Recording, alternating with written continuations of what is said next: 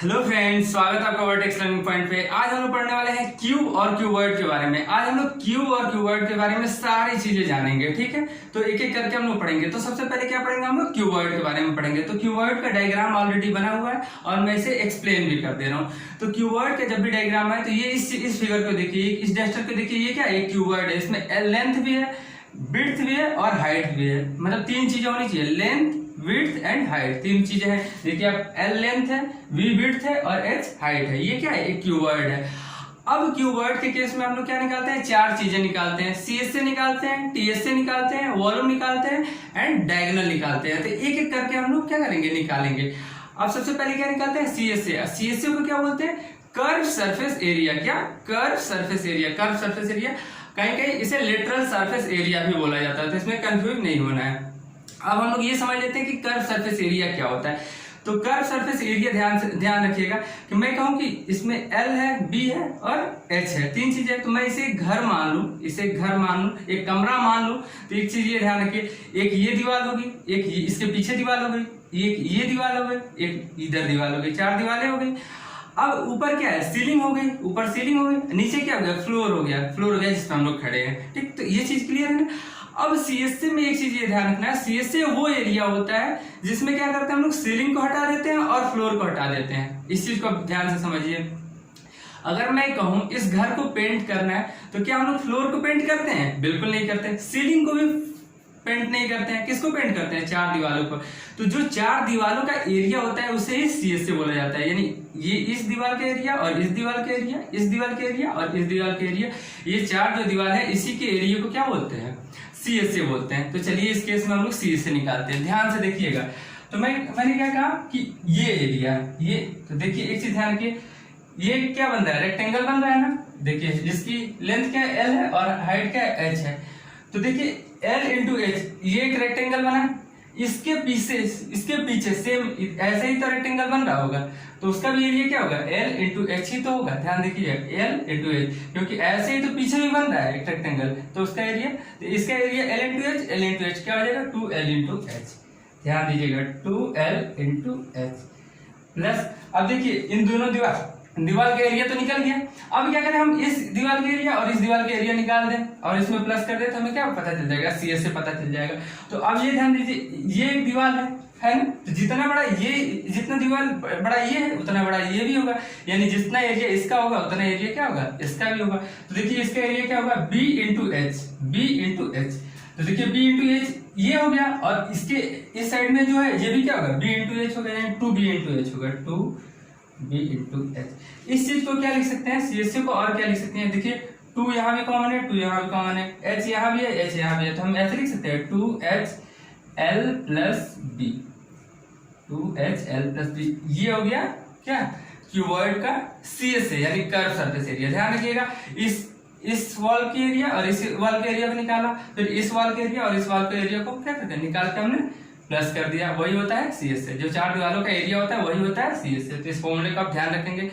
अब हम लोग बात कर ले टीएससी की। तो टीएससी में क्या होता है, चार दीवार का एरिया तो लेंगे ही लेंगे, इसके अलावा जो ऊपर का एरिया है वो भी लेंगे और जो नीचे का एरिया है वो भी लेंगे।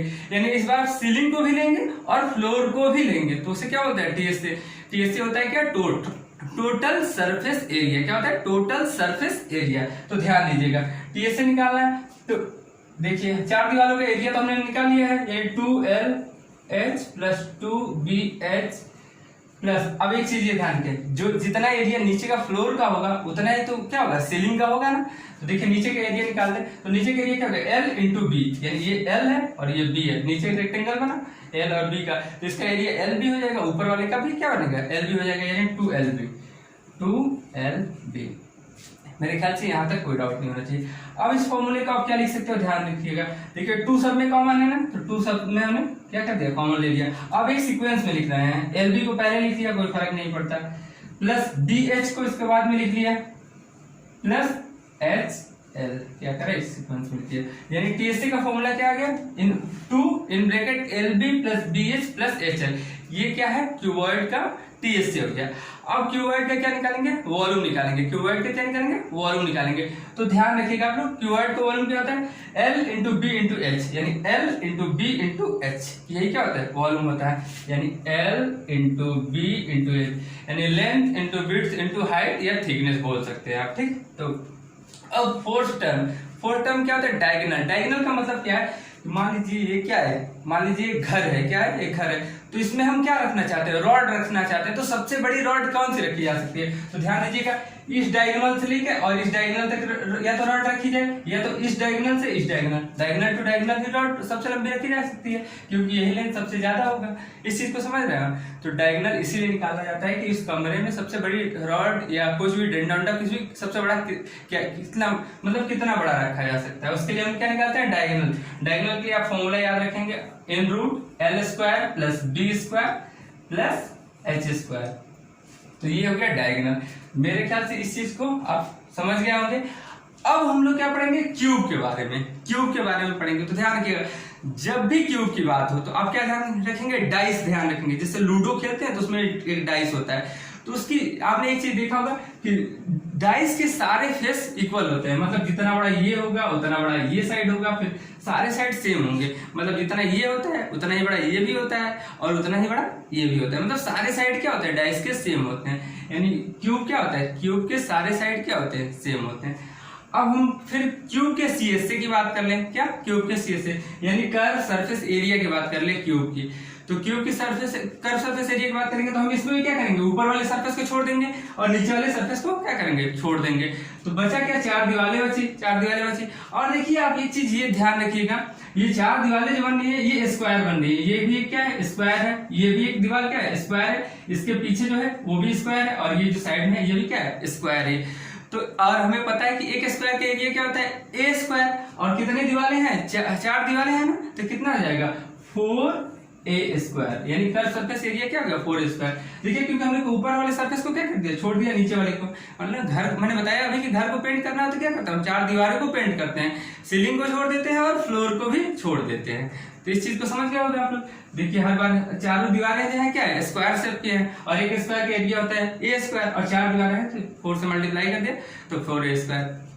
अब हम लोग बात कर लें कि टोटल सरफेस एरिया क्या होता है, क्या, टोटल सरफेस एरिया। तो टोटल सरफेस एरिया में क्या है, सीलिंग को भी ले लेंगे, फ्लोर के एरिया को भी ले लेंगे। तो देखिए आप कितने स्क्वायर बन गए, मतलब पहले 4 बन रहे थे, एक ऊपर भी स्क्वायर बन रहा है नीचे भी, मतलब 6 स्क्वायर बन गए। और एक स्क्वायर का एरिया क्या होता है, ए स्क्वायर, यानी 6a square. Total surface area क्या हो गया क्यूब का, 6a स्क्वायर।